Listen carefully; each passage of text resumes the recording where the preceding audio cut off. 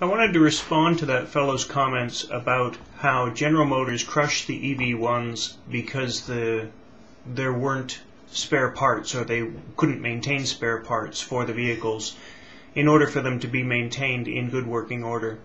I got two thoughts about that argument. One of them is that General Motors could have chosen to sell the vehicles as is.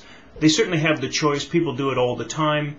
A contract could have been written saying that you accept this vehicle with no maintenance, no repairs, no warranty, no support, no nothing. They could have done that. They chose not to do it. But I think he alludes to a point that I make all the time about my electric vehicle. So I have a Chevy S10 pickup truck that I've converted into a pure electric vehicle.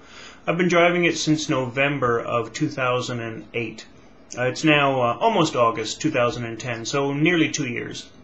In that amount of time, I have done absolutely no repairs to my vehicle whatsoever.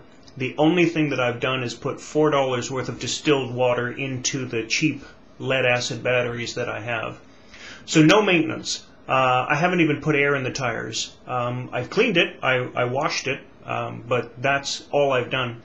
And I think really that's the point here. General Motors crushed the EV1s, in my opinion, because they don't break. And the General Motors fellow who talked about no spare parts, I think, gets to that point. I would certainly concede that producing spare parts for that vehicle would have been prohibitively expensive simply because there would be so little demand for them. So to make 1,000 bumpers or whatever would be an incredibly costly process when there were only 800 or so cars on the road. So again, I concede those comments or those that position, but I think it comes down to the fundamental problem, at least for car companies, which is that they don't break.